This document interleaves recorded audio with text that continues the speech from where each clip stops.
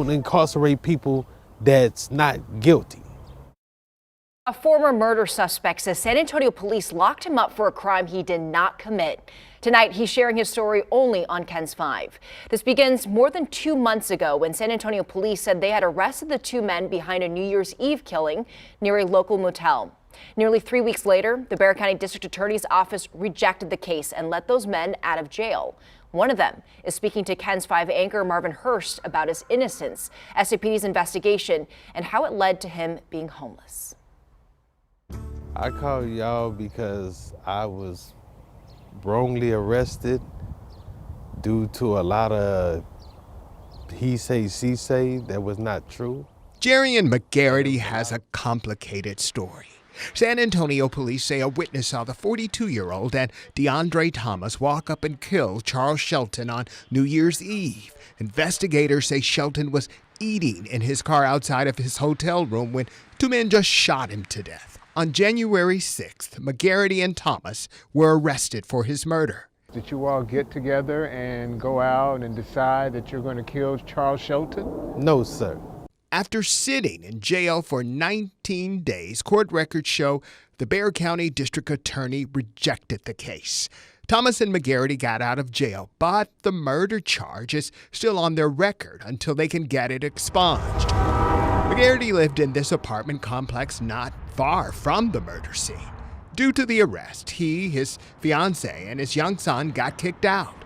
While his fiancée and son stay with family, he's been living in his maroon Impala since January 25th. Feel comfortable where I could close my eyes. The family is sympathetic, but they fear the police will return. Nobody want that drama at their house. People is willing to help you, but don't want that at their house. Nobody. After running a background check, no one will rent to McGarity, who is on a fixed income. Nobody would help me due to what's on my record. It's like, what more can they do to a person if you already down? McGarity admits he went to prison at 16 for drugs, later a weapons charge, and then drugs again, but none of that affected his housing. But the murder charge changed all of that. He believes SAPD's witness from the night of the killing is his ex and son's mother, who also has a child by Thomas.